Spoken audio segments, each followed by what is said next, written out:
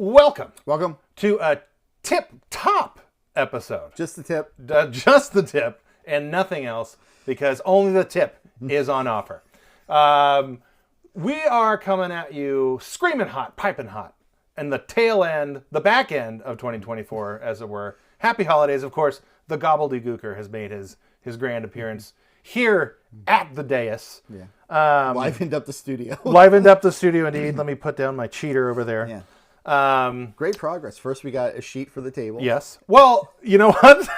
I think, well, that was the start of last year, but save that for an upcoming very special episode. A special episode. A very special episode where we go over these things. And talk about drunk driving. Yes, and obviously, and how it can change lives. Ruin like lives. That. Ruin lives. Like that, as the boss Don Henley says in a New York Minute.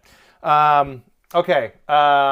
And let's kind of talk about 2024 for a little bit, because at the beginning of this year, by the way, this is the top 5 best games of the year, Brian edition.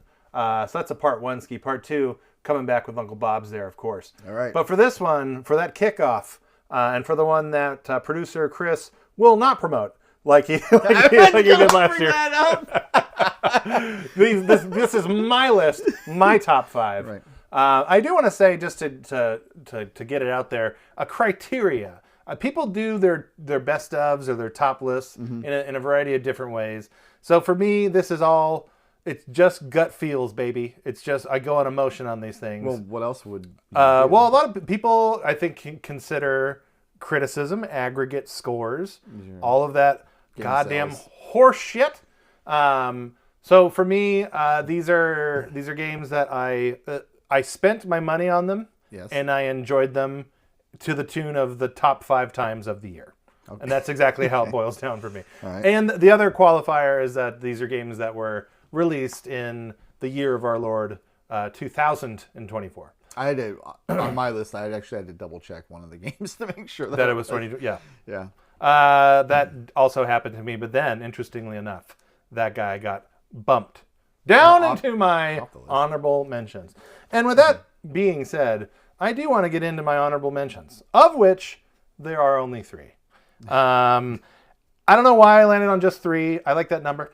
Why not? It's a top 5, and here's the 3 games that we're pretty good, but so it's really a top 8. It's okay. It's essentially a top 8, but we've put a Trapper Keeper Divider card in there for no other reason other than I wanted to. Okay, so in no particular order, by the way, I will say these honorable mentions are in no particular order whatsoever. So I'm just going to read them as I wrote them.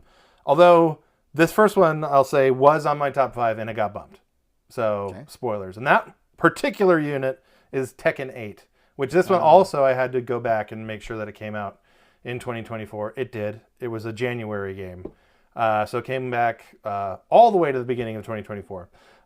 It rules. So as Tekken has gone along and continued its journey of fisticuffs, I've been there every step of the way.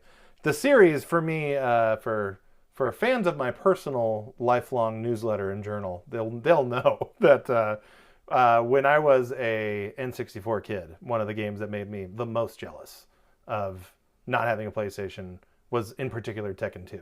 Yeah. And then I rented a PlayStation with Tekken 2. And then that feeling was like then doubled down. Where it's just like, I've made a huge mistake. But I have War Gods, and I'm going to make the best of it. Because that's all anyone can do. We might have God of War, yeah, but I have War Gods. That's right. And when a precedent is set, it's as simple as that.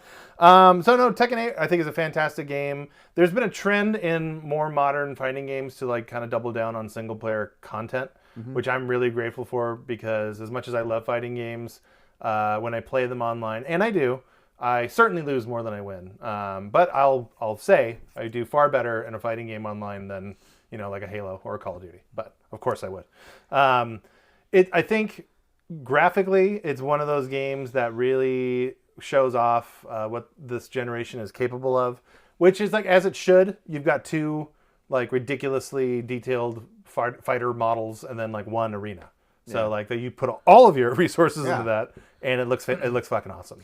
Let me ask you. Yes. that with both this game and we haven't talked about our list, so I don't know if Street Fighter is going to show up at some point. Mm-hmm. But then there was also a Mortal Kombat game that came out this year, right? So no, that was last year, friend. Oh, last year. Yeah. Okay. So still within the last, say, 12 months or so, it's kind of a big time for fighting games. As somebody who doesn't play fighting games, when you, a guy who plays a lot of fighting games, when you're playing these new fighting games, is the gameplay significantly different? Are you looking for evolution in the gameplay, or are we just talking about single player content and character diversification or customization, or new fighters being added to each game? Like, what is it that makes, like, say, Street Fighter really well reviewed, really well received? Now Tekken's an honorable mention by you compared to fighting games of the past. Well, I mean, the gameplay is just, you got two guys and they're fighting, right? So it's like, yeah, but how I mean, much more can you do with that? How many? So for RTSs, like how many dumb little groups of little things do you have to generate? Well, not many, but that's why RTSs died as a genre like 15 years ago. Fighting games are still going strong. Good point. Well, I mean, not to toot my own horn here, but toot. Fighting games are better than RTSs, and I think that's proven here in the numbers. So it's all about the systems and how the evolution. And sometimes fighting games go too far forward, and then like a sequel or iteration will, like in the case of Street Fighter 4, kind of bring things back, like rein it in, and then that's like a welcome upgrade, even though it's technically not an upgrade. But fighting games, I think it's one of those unique genres in that it's. As its fan base has aged, and obviously we were children when Street Fighter 2 came out and really exploded out the genre, it's one of those things that has passed down generationally, because you do see a lot of young kids get into games with like especially like Marvel games that keep being reintroduced, and like the quality of those games are so high. And there's just something unique about fighting games in general. Like that type of gameplay is timeless.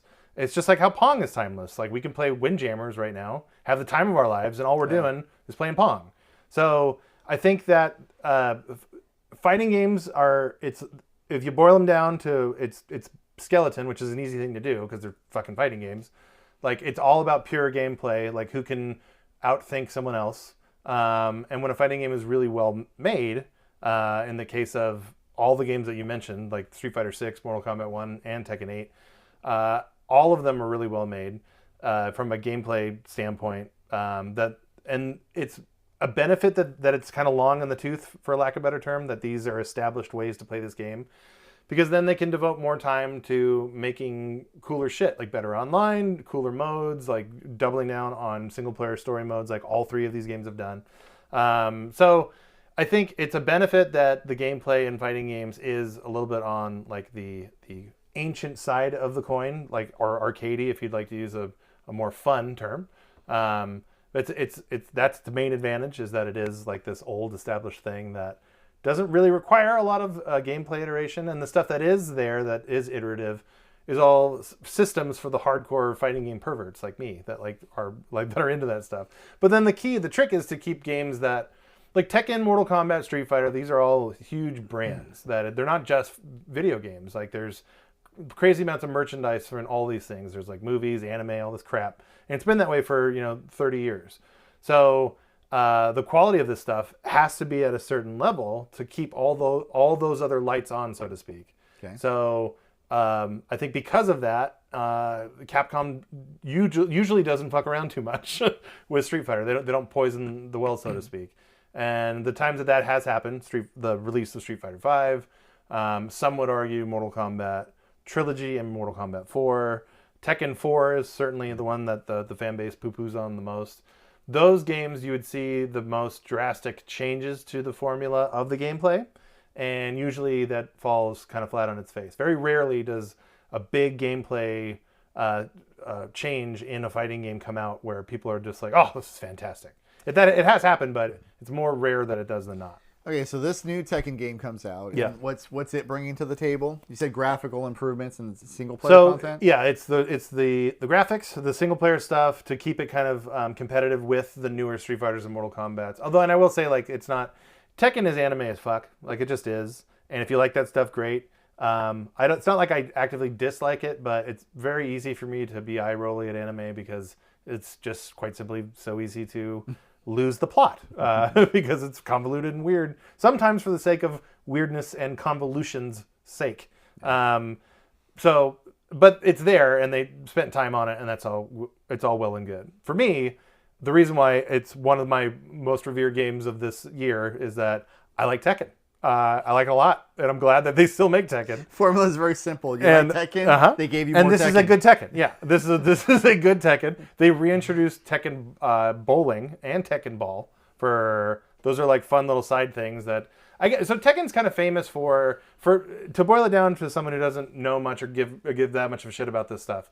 Tekken is known for the wild characters, the amount of characters. So like their roster is like 50 or 60 different fighters, all unique. Sometimes those characters get really, really, really weird, and that's fun. Like in Tekken, I want to say 6, they introduced this character, Bob, ironically enough. And he's like this super fast, like Bruce Lee type fighter, but he weighs like 700 pounds. Yeah. And it's really hilarious to watch that happen. But yeah, there's just a certain speed and I don't know how you want to explain it. Like Street Fighter is still, you have a lot of projectiles, you have a lot of distance gameplay. I think Mortal Kombat for me is still really about the violence and the fatalities and all that cool stuff. And even though the series has evolved from a gameplay standpoint, and I do appreciate that, I think the newer Mortal Kombats are certainly better than the ones in the past, just purely on the evolution of gameplay. For me, the hook is just how over the top the gore and the violence keeps getting. But for Tekken, it's just about like, I'm a fan of 3D fighting games, and this is the torchbearer for 3D fighting games. They're all gone. Like there hasn't been a new Virtua Fighter in years. All these other your Battle Arena Toshindens of the world that were all like at this one time competitive with one another, Tekken outlasted them all by decades. So, and there's a reason for it. It's usually always a very high quality product.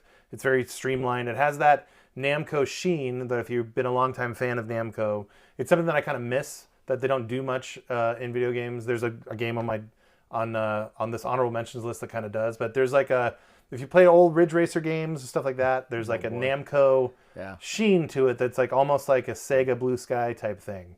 That when they want to turn it on, they can turn it on. And it seems like the only place Namco kind of turns that on anymore is in Tekken. So, and I'm grateful for that. So I wouldn't mind a new Ridge Racer game. That'd be cool. Yeah. Oh, buddy, wait in line because I'll be there day one as well. So that's that one. Next one on my honorable mentions list, and we've already kind of talked about it. Stellar Blade. So Stellar Blade was not a game that was really ever on my radar. To be honest with you, I kind of looked at it and thought it was just another anime action game. Didn't really know much about it before it even came out, and then all of a sudden it was out. Yeah. And the more I heard about it, the more interested I was. The fact that Sony published it, and it's a game that's coming out of South Korea, which in and of itself is kind of rare. There's not a lot of South Korean game development. And then it looked like a really high quality thing. And then I kind of forgot about it. And then a friend of mine, friend of the show, Graham, was telling me about it and saying like, no, this is actually like a legit thing. Out of the kindness of his sweet angel heart, he just mailed me a copy and said, play this shit. And I did. And that's how you got Stellar Blade? Yeah. What? Because friends. Give me a camera. No, you're my friend. No. Interrupt it. I want games too. I blocked it. That was pure chaos. It was pure chaos.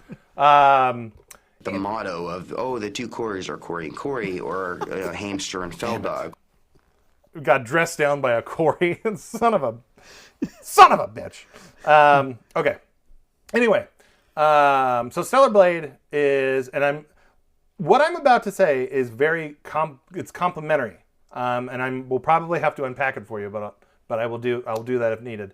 Stellar Blade is one of my favorite PS2 games that I've ever played. It's a PS2-ass video game, and by that I mean it feels like a game that just plucked right from that era. Sega did a 3D Shinobi back on the PS2, which I loved. It kind of reminds me of that. It reminds me there's a little bit of Souls elements in there. There's definitely a whole lot of Bayonetta inspiration in there, and I love Bayonetta. Nier Automata, right? Yeah, that's the other one. Although, to be full discretion, I've not played 1 second of any of those Nier games. but I know that they're quite revered. But stylistically, I know what they're all about, and this game definitely checks that box as well. So it's and there's some other things besides the gameplay that I appreciate from like a not just a nostalgia standpoint, but more of like I'm glad somebody's doing this kind of stuff, just because someone needs to, I guess. But it's it's pretty anime robot babe doing really cool animations and looking really flary and unlocking more and more pervy costumes. So it's a total product and homage of early 2000s PS2, and it rules. I'm super happy that it exists. You could call it uncompromising, maybe? Yes. On the aesthetic? It's uncompromisingly creepy, and I appreciate it for that. I'm glad that that's on your list. Yeah. Because it's a game I want to get, and I'm very close. In fact, probably when we get done recording today, I'm going to buy it today so I can play it over the holidays. And it had been on my list, and then as part of the PlayStation Stars program, you can get it if you have 17,000 points, which, because I'm such a derelict gamer of Sony, I actually have enough to do that. And it's the best game that they're offering me for my PlayStation points. So It's a crime against humanity that you can't buy a physical platinum trophy with those slave points that you earn. yeah. That should Well, I be a mean, thing. Sony's lost because I would give them money. It's just money that they're losing. Yeah. That I would be happy to give them and have The it hung accountant up on my said desk. he was comfortable with 2 years' salary in purchasing this tremendous life upgrade. My idea is that it would be like a layaway plan. I give them Yeah. $10 a month, and after a year. And when we say it's platinum, it's platinum. But yeah, so Stellar Blade is like, it really is a throwback in every way of these old that PS2 original Xbox era of action game, something that is just not at all made anymore today. And when you get to experience it on this level with the level of fidelity, it is one of the best looking PS5 games that you can play. And I know it's so I have not, nor have you, succumbed to the true level of depravity of buying a PlayStation 5 Pro. But I've heard that one of the cooler examples of showing that thing off is Stellar Blade on a Pro, because even if you play it on the performance mode, which is how I play it for the frame rate, it looks incredible. But then to be able to see that in native 4K and not compromise with the 60 frames thing would be real cool. But not $700 cool for just that one game. Yeah, it's just not gonna happen. But anyway, I do highly recommend it, especially if you're in the mood for kind of a brainless action game with, quite frankly, expertly implemented jiggle physics. And I'll say that as a grown man and adult and taxpayer. I'll throw that out there. Okay, so third honorable mention before I get into the real meat and potatoes of my list here. Is Marvel vs. Capcom Collection. Yes. It just came out physically, like as we record, like a week ago. It's been out online for quite a while. These recent collections that Capcom's been doing for their fighting games, starting with Street Fighter 30th anniversary, have been the correct way to make compilations like this. The emulation on these games is absolutely like spot on, perfect. The features like CRT filters and stuff are great. Like, they're really well done. They're not too like overly gaudy or whatever. They have really cool museums, all that stuff. The real hook, the reason why I'm into this stuff, is I can play all of these games online. So X-Men vs. Street Fighter, Marvel vs. Capcom 1 and 2. The big one is Marvel vs. Capcom 2. That's a game that... It's one like the legendary... It's a legendary fighting game, and it suffers from this weird licensing thing where every handful of years, Marvel, like, some bill comes due, and it gets delisted. And the last time it was released was on PS3, 360, and Steam. So in 2000, and I want to say 11, 12, something like that. Yeah. And then it got delisted a couple years after that, and then there was no legitimate way that you could go download this game. So I have it on the Dreamcast, so I've always been set and secure. And the Dreamcast version it's like a 1-to-1 port of the actual arcade. It was like made on the same fucking hardware as a Dreamcast, so Right. it's like perfect. Anyway, but you couldn't play it online, which is incredibly fun. I played way more of that game online than I thought I would. And to be honest with you, it's because the last few days I've hit a lucky streak in which I'm pretty sure these are like 8 to 10-year-olds who are way into Spider-Man, and they don't really speak the language of fighting games yet. And so I'm able to clobber them. And it feels really good. So when that stops, when that well runs dry, this game will then rocket down the list of honorable mentions. But until that day, I'm having the time of my life.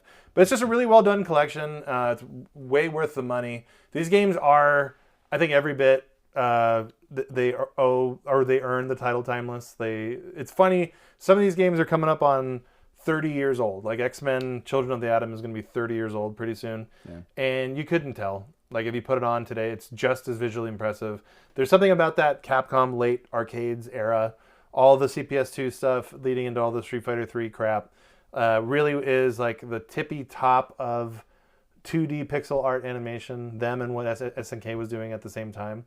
And it will always look good. It will forever look good. And they can continue to release these games and continue to make boatloads of cash on them. And good on them for it. What a developer Capcom is. Yeah. Just home run after home run, and probably another one coming in a couple months with the new Monster Hunter game. They just don't miss lately. Yeah, and we're grateful for it. There was a little bit of time there where they were missing. And it did seem like dark days were a coming, and they dodged that bullet and have really become, one of the most successful developers in the developer/publisher in the world of video games, which rules. And they've been around once again my entire life. Yeah. And they've just provided me with hit after hit. They deserve a ride on that yacht that Uncle Nintendo affords me. And by that I mean I afford them with the money that I spent. Okay, so that's the honorable mentions. Friend, are you ready? Are you ready to jump into top 5 territory? I'm most interested to see how many, if any, of these top 5 overlap with either my own honorable mentions, of which there is one, and then my top 5. Okay. I'm guessing there will be exactly one game. I would stake money that it's also one game. I'm pretty sure it's going to be one game. I am curious to see where that one game shakes out for each one of us, but time will tell, and it will tell soon. Okay, so I will go from 5 to 1. So my top five video game of the year was one where it was just changed this morning because I kind of thought I love it. I thought on it. Well, so I finished. Okay, top 5, by the way, is Call of Duty Black Ops 6, which congratulations. I know how much this means to you, the fine folks at Microsoft. But you made my top 5, and that in and of itself, the fact that a Call of Duty is in my top 5 favorite games of an entire year is remarkable. It hasn't happened since 2007 when that holiday when Call of Duty 4 came out, and I definitely was among that early wave of people who just that game clicked with me. I've said it on the show. I'll say it again. Mario is to jumping, is to platform mechanics, is what Call of Duty 4 is to first-person shooter mechanics on a console. It's not wrong to give Halo and GoldenEye the credit that they deserve. As pioneers, yes. Yeah. And not just pioneers. I think I can play. I have the ability to be able to play GoldenEye just fine today and murder wimps ad nauseum. But I definitely understand that's not everybody. And the same can be said about how Halo used to control. But Call of Duty, particularly at 4, just figured out how to do this. And they've been doing it ever since. And there's been peaks and valleys in the series. For me, a lot more valleys than peaks. But this all lined up perfectly. I was super excited from it from the moment that the E3 coverage earlier this year came through, or whatever E3 is nowadays. But it looked like it was going to be a badass Call of Duty game, and it is. The variety of gameplay in it, I've never experienced in a Call of Duty before. And I have got a big old ditch of Call of Duty games that I haven't played, so forgive the ignorance there. But the fact that you can solve different or complete different missions by going full-on Metal Gear spy mode rules, you can not do that and shoot people in the head as you would on a Call of Duty game. I don't want to spoil too much, but there's stuff in this game that genuinely surprised me from like storyline standpoint. A lot of like, especially for Call of Duty, like experimental stuff going on there, almost horror elements going on there, which were really fucking cool and welcome. And then the other shit, like that's the campaign. And by the way, the campaign's a total hoot. I loved it. But then there's that multiplayer, which is still best in class. And then there's the zombies mode, which I've never played too much of it. I mentioned on this one of these episodes, recent ones, where I played with the Prince. We played for a couple hours, had a great time. Looking forward to doing it again. That's something that all three of us should do. It would be a lot of fun. But as a package, for effectively in my mind, psychologically, for $0, Psychologically. is like really, really hard to argue with. And so, you know, it was. I had to come to terms with like, am I really going to put a Call of Duty game on my top 5, and what's it going to bump? So it bumped a Tekken game. So for me to bump a fighting game, such a big deal. It's kind of a big ass deal for me personally, but I think it's warranted and earned. It's a great game, and you have no reason not to check it out if you have Game Pass. Like it's just sitting there. But of course you already have. I know you have. And by you, I mean you out there and not you. Which is fine. You'll get around to it. I will get around to it. Okay. Number 4. Coming at you hot and spicy out of the oven. I guess. I don't know. Funny, though. Last year we did the same thing, and I had a game that came in real low on that top 5, which is still, low on a top 5 is, come on, it's still like one of your favorite games of the year. But it was a Zelda game. Right. And I'm putting another Zelda game in number 4. Yeah. So Zelda Echoes of Wisdom. It's number 4. To be honest with you, the only reason it's not in a higher position like a 3 or perhaps a 2 is solely because of the performance. Right, which everybody complains about. I do think that this is an example of the poor performance out of this game.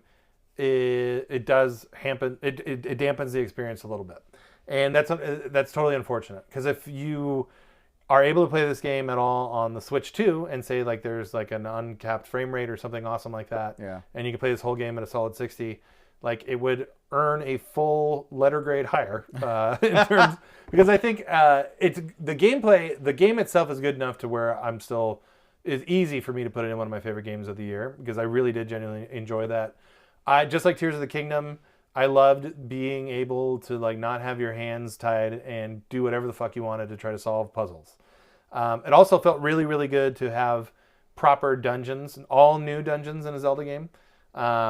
These dungeons varied in quality, I will say, but none of them were outright stinkers, and some of them were really, really good, genuinely fun. Yeah. And the way that they're laid out and designed to encourage, like you can see like 2 or 3 different ways of like, this is tried and true, I'll be able to get through this if I do this thing that I've been doing in several other rooms. But they're open enough to where you can get weird with stuff and experiment. And I do find that there's I finished the game, I beat it, I don't have all the heart. For me, completing a Zelda game is getting all the heart pieces.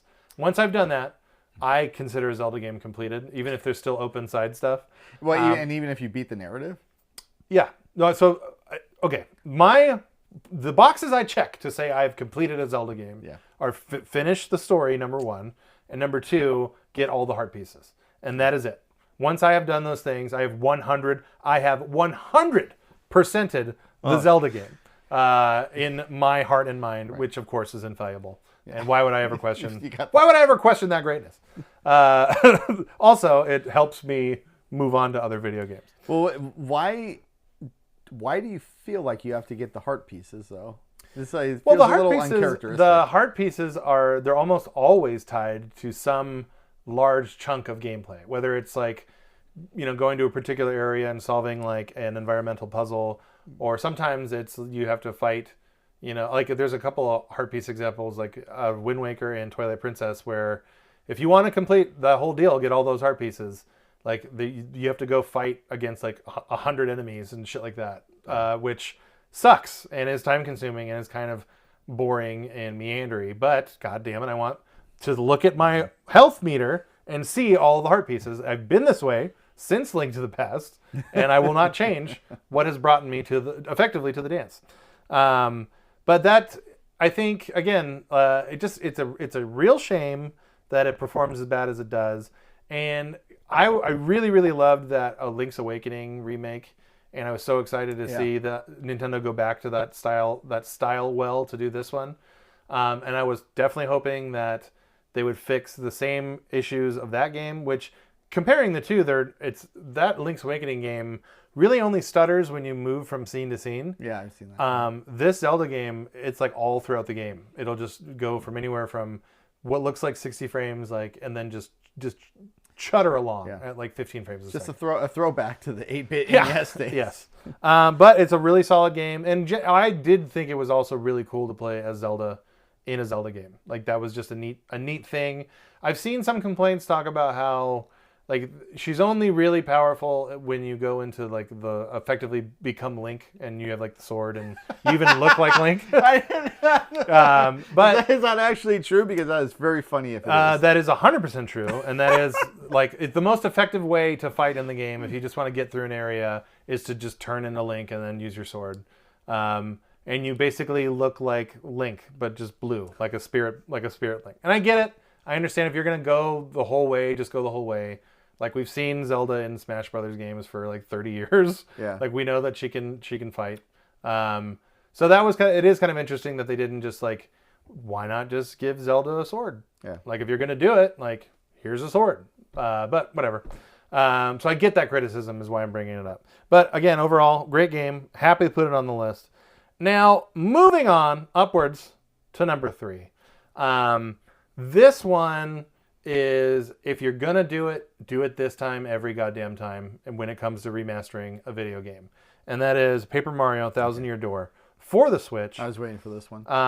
Well, I mean, it's a no-brainer. They took a game that was really, really, really good, and then updated the graphics, and then re-released it exactly that, and it was perfect. Because that's all that needed to be done, and it was so I hadn't.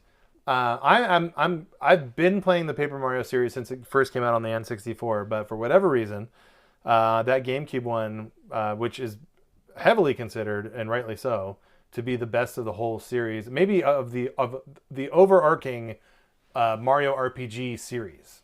Paper Mario: Thousand Year Door is kind of considered the best of all of that stuff.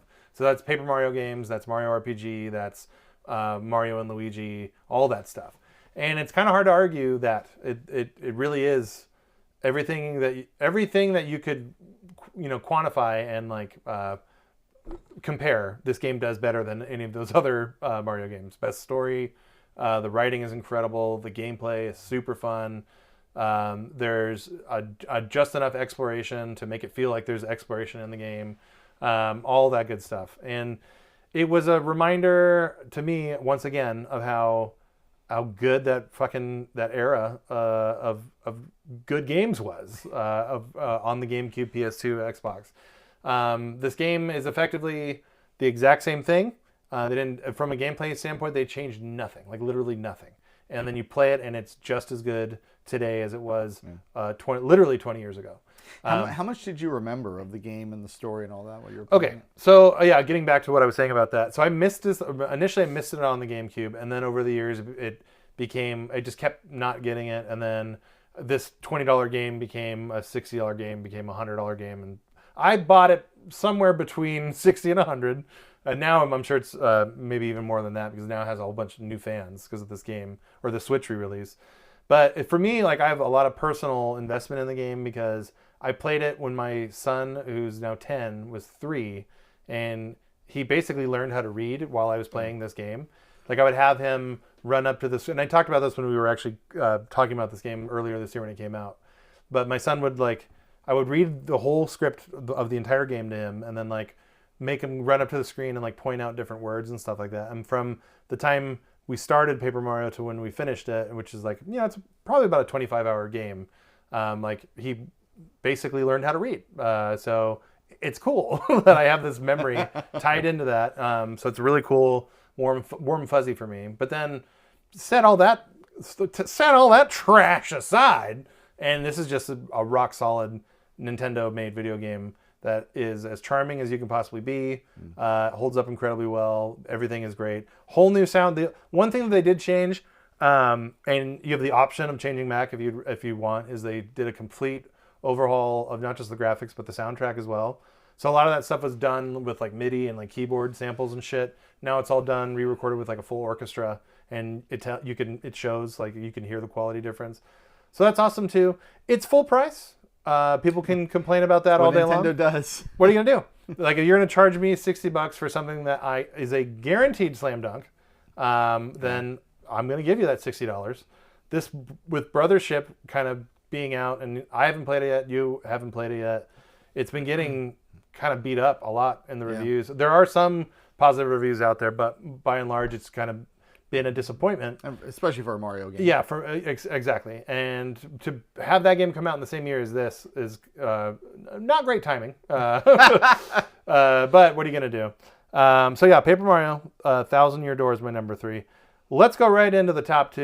Okay, so here we go. I know one of these 2 games. The second game that you're going to mention, I think this is going to be one of those where I'm like, what the hell? Okay. I don't think that. I think you're going to be like, oh yeah, of course. But we'll see what happens. Okay. So my number 2 favorite game of the year, my top 5 super duper diamond favorite video game of the year is Astrobot for the PS5. Now, just to put it out into the universe, just to sprinkle some of this dust out there, I don't think you were as confident in this game being as absolutely wonderful and incredible as you need it to be, as certainly as I was when we first talked about it. And then now it's come out and it's out there. And I do think that it will at least win one of the bigger Game of the Year awards that people tend to care about. At least one. It's already been nominated for the Game Awards. Yeah. Your buddy Jeff thinks enough of it. My boy JK, yeah, he's going to go out there and he's just going to be like, Astrobot! Ah! Congratulations, Astrobot! Ah! No, he'll still do Baldur's Gate. Congratulations, Larian! He's a major shareholder in Larian, and he wants to congratulate them at every pass. But yeah, so Astrobot is the best Nintendo game that came out this year, and it was not, ironically enough, made by Nintendo, as it turns out. That's so true. Oh man, that's true. It's just a flawless, a vulgar display of whimsy, if I could throw a term out there. It's just a perfect 3D platformer. It has so much fun, and this is so. Going back to Astrobot's Playroom with the pack-in game that comes with every PS5, which that alone was a love letter to PlayStation. I couldn't believe how much more of a love letter to PlayStation this was, and how none of it felt redundant to that first experience. Yeah. That was super impressive to me that they could do that. The ending of it, which I won't spoil, but they quadruple down on of love and fondness for PlayStation as a thing, and it felt like you could feel how much enthusiasm that anyone who worked on that game had on all of that stuff, and it kind of just activated those cells in my body playing through it. My face at times was sore from smiling. Everything about it screams, this is all we have this year. So we're going to invest. And that's what I think shows. I obviously don't know that to be 100% true as a story, but it's kind of a fact that all Sony had this year was Concord, which did not go well. And they had this game. And meanwhile, obviously, these other major studios are working on whatever the hell is going to come out over the next couple years. We hope. But it does really feel like Sony put all their eggs in the Astrobot basket, and it's paid off. And another thing that I think is smart, and I want to say I called this when we talked about it initially, but something that's long been missing from Sony's portfolio for the last 3 generations almost. NAC, of course, notwithstanding. Of course, the NAC series gets its credit. You would never want it. I would never want. Yeah. It's Mark Cerny's baby, and it's important we get it out there. But this was a majorly needed family game that came out on the PS5 that I know, I appreciated having a kid. You've got your family. to be able to sit down and everyone enjoy this incredibly high quality experience together rules. My youngest son dressed up as Astrobot for Halloween. Yeah. So it's impacted us all, except my wife. She sucks.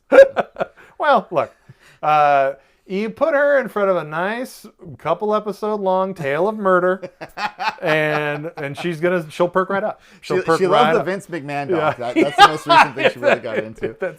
If that tells you any one thing. So yeah, there's not much more that needs to be said about this game other than I do feel that it is. I will echo your sentiments if any of those sentiments would align with this game. Kind of sort of came out of nowhere. It does definitely still kind of feel like that. Like it was just it was announced and then like a month or two later it came out and it was like holy shit, like this year isn't a total wash anymore for PlayStation. So it's like right now we don't know, but we know what a lot of the Sony developers are working on. Yeah. I mean, even before the Ghost of Tsushima sequel was officially announced, which it was this year, like everybody knew they were working on that. Okay, everybody's got a pretty good idea what Naughty Dog is working on. It's The Last of Us 3 and then some new IP. So when they eventually announce those things, it won't be a huge shock. Yeah. This game being announced and released within 4 months of those two things, and then the developer not being one of the better known Sony internal developers, that was the shocking part of it. The scale of the game was shocking, at least to me. I didn't know they would make it as big as they did. So there's that also. And maybe I should have had a little more foresight about this because Astro's Playroom was so good and it was universally praised as being good. And everyone had access to it. Yes, so it makes sense that Sony would have gone to those guys and been like, so just do more of that. Hey, you're good at this. Yeah. How about you make a game we can actually charge money for? How about that? So it's like, of course, that's incredibly sensible. And then 4 years later, after the PS5 comes out, they come up with this, and it's freaking wonderful. Yep. So in that sense, it maybe should have been predictable, but just sort of as you alluded to, the timing of it, along with the release of it, the scale of it, surprising for me, not so much for you. And then, I mean, the way that they were able to hold on to that just absolute adrenaline shot of joy. And it's like, you and I have stressful lives, and we're raising families and kids. Being able to just sit down and to just have fun again, like when you were 10. Yep. Be overwhelmed with charm and colors and like fun. Just it's really nice. Every segment of every level of that game was just fun. So at no point did I ever feel like I was like working. Sometimes collectathon games, like it can feel that way where you're just you almost question why it is you're doing the stupid shit that you're doing. At no point. Yeah, well, go ahead. You do that. Yeah. Go ahead and take the low-hanging platinum trophy fruit. Well, if you're into platinums, right? You gotta do what you gotta do, brother. It's just all. That's the Sony difference. You're right, in a big way. But at no point did I ever feel like this game was work. It was always just a joy to experience. And it was real close to being my number one game of the year. To be honest, really close. Let's hear that game for you and my knowledge of your taste. Yeah, I'm a little surprised it wasn't number one. Coming here, I thought it would be number one for you. I will say though, one thing that is cool about your list and my list and cool about gaming is that even in what we have both agreed is not the best era ever of gaming, and even though we don't have a lot of overlap in our types of games, so far your list is comprised of an FPS, a fighting game, and would you say the Zelda game was action adventure, I guess, an RPG, and then a platformer. That's 5 different genres and five games or 4 games plus an honorable mention. Yeah, and then Stellar Blade, whatever that is. And all of those games are of like a irrefutable, outstanding quality. Yes. And in a year where at the beginning of this thing, we were flying high on the notion of Hellblade 2 being a good thing. And we had working with the knowledge that this year was going to stink. Other than that, gem. And it's funny, like the back half of 2024 kind of did a little uptick. It did. Which I'm obviously very, very happy about. So in a year without many expectations, we still got some good games. Your eclectic tastes are speaking for themselves in terms of the breadth of the genres that you're talking about. when we get to my list, it's got a lot of variety in it as well. But it is a little encouraging. There's so much optimism in the world right now that we just want to add to it with this. So we're just topping our ice cream with sugar. That's what we're doing. That's right. So to have that broad base of games, to have fighting games on your list but not number one, to have Astrobot, which I know you loved, on this list but not number one, and to have Mario RPG or Paper Mario that you cannot stop talking about on your list but not number one. Brian, what the hell could possibly be your number one game of 2024? Well, friend, that's an easy one. And I said it was my game of the year when I played it all the way back in, I believe, March of 2024. And that never changed. And so my number one game of the year is, of course, Like a Dragon, Infinite Wealth. Yeah, I should have guessed that. You should have guessed that. I told you when I said it, you were going to be like, oh, yeah. Oh, yeah. It's just... I don't know how they do it. They being the RGG studio, Sega's prized pony, I'll call them. They have somehow figured out a way to make this entire series not only last 20 years. It's coming up on the first game came out in 2005 on the PS2, but in those 20 years, it has slowly put its hooks into the mainstream fandom. And has been able to not only be successful, like the mainline series be successful, but then like the side offshoot Japanese role-playing game version of this wonderfully storied franchise is now just as successful, if not more successful, to where like these are the games that they're now making. So Like a Dragon, Infinite Wealth, you play once again as the main dude, Kasuga, and you're in Hawaii. Which that's in and of itself is neat. Like you're playing a game for the first time in America, and it's like cheating in a way because like there's tons of Japanese cultural influence in Hawaii. Yeah. And like tourism wise, like that's like where a lot of Japanese people go to like do their summer vacation, shit like that. Yeah, Hawaii is not like real America. It's not like it's not like Wyoming. It's not like states' rights America. Yeah, it's not exactly. It's not. Bingo. It's not. By the way, InfoWars is up 4 bids. Get some skin in that game. This game it was just. I say I have one 100-hour game in me a year. This became my 175-hour game of the year. For a game that like this series has become famous for just packing in content and different shit.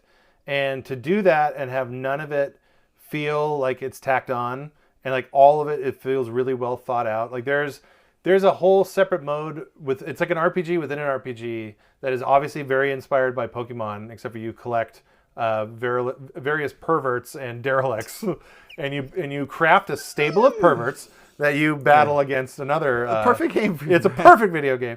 But like the thought, the attention to detail and the thought of the gameplay and how much time and investment was put into that mode for just one separate video game would have been wow, solid day's work, Sega. Yeah. But they do that over and over and over within the one game. There's a separate mode that is mode isn't even really like it's not even like a fair way to this other video game that comes with this video game that you buy from Sega is like an Animal Crossing game that's like a fully featured like life simulator where you do all the things that you would do in an Animal Crossing or a Sims game, and it's just extra content. It's bonus stuff. There's shit like that again and again and again, and then there's all this other Sega like love letter fandom stuff where like the current output of high end like arcade emulation, that brain trust also works on these games because they've cracked some of like the most notoriously difficult to emulate stuff. Like Sega's Model 3 arcade hardware, they did that in this game. So now you can play Virtua Fighter 3 and a bunch of other like Daytona 2, like these games. Yeah, these are games that were like considered lost to time for the most part, and they're just in there as like bonus features for this incredible fucking video game. That, by the way, is one of the funniest, most charming, most well-written. Name a platitude. Like that's what it's all there, and it is a total product of all of this team's time and effort and working in this universe to get to this mega opus of a video game that handily walked away with my favorite video game of the year. So I've got a couple questions for you about this. So first is a little background. When we first got our next gen consoles, and you got the Xbox before the PlayStation, the one game that you told me you were excited for getting on the Xbox was not this game, but it was the prior game, Like a Dragon. And that was the first time I had heard about this series. And I was like, wow, that's really weird that Brian's getting really excited about some kind of obscure Japanese game. Well, actually, it's not that surprising because it is Brian. But now, also, you can literally draw a straight line from Shenmue to the Yakuza series. Like a bunch of the people that worked on Shenmue were like, well, what are we going to do now? We don't have any more Shenmue to work on. Let's just walk over here and for the next 2 decades make this incredible Sega property. And then you walked right behind them. I walked right behind them in lockstep. Hey, everyone! Have my money! What regions do I need to purchase stuff from? But it was, I don't want to say it was obscure, but I wasn't at least aware really of that series. No, I think that's something that I touched on and wanted to touch on. When this stuff came out, the original Yakuza game on PS2 was just considered by most people as like, oh, this is Sega's attempt to be a GTA clone. That's how it was marketed. They like hired like big Hollywood actors like Michael Madsen to do voice work in this stuff. And they did put a little bit of marketing dollars behind it, and that's how it was sold. It was like, this is Sega's version of GTA. It's just, it's set place in Japan, and they're the seedy underbelly of Yakuza. And it really wasn't that at all. Like, it was this, at the time, cutting edge a new way of showing off a role playing game and merging things from like arcade beat 'em ups, and then with just like this double helping of Sega just smeared all over this thing. And then I don't know, like I guess you can't market that, especially back in 2005. Like, it's a really hard thing to market.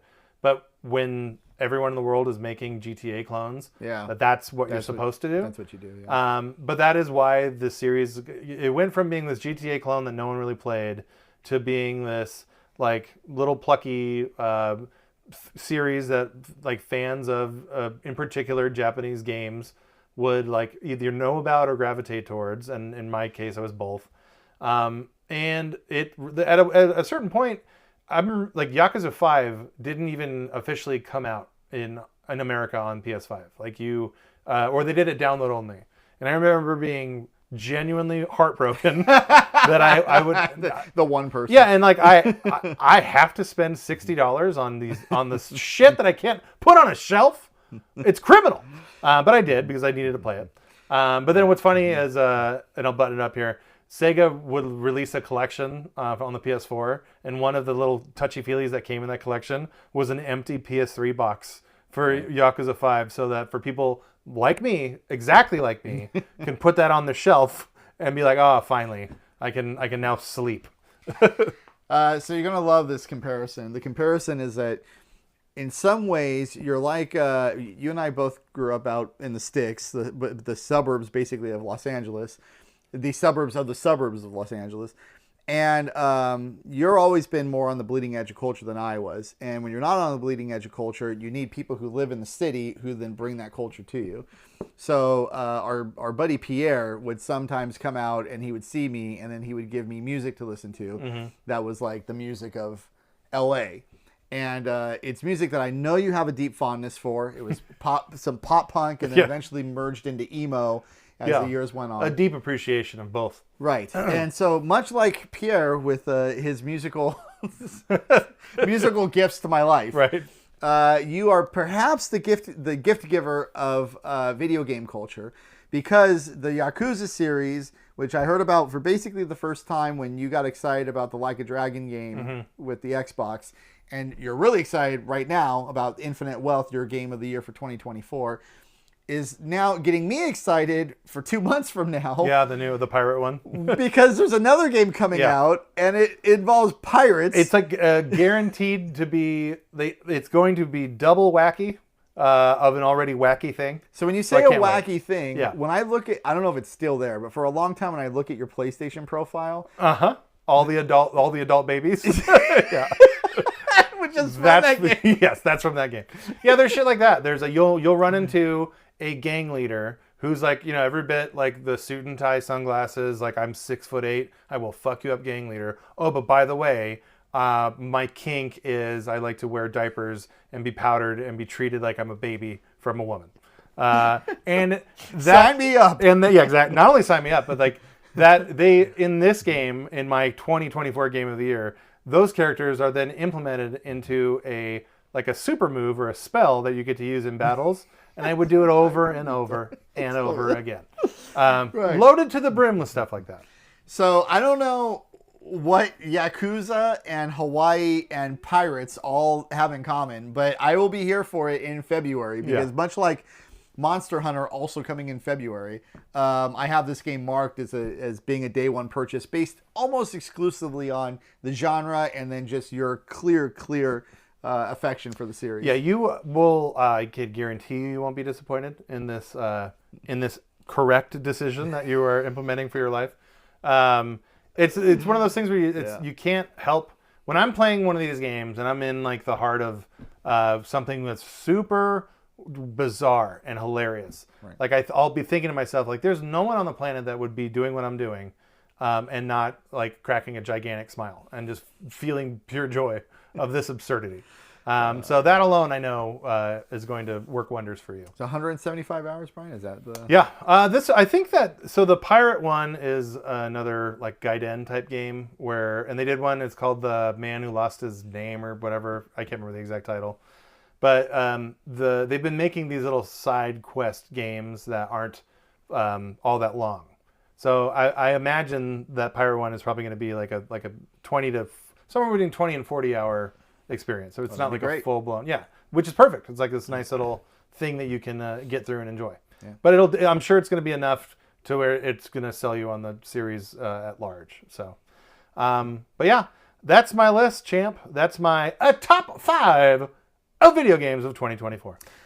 Before we end, and not that I want to like bring the show down at all, but did you have any disappointments this year? Any gaming disappointments? Something you were excited about that didn't quite live up to the hype? Well, Brothership. And I say I say that ignorantly in that I haven't personally played it myself.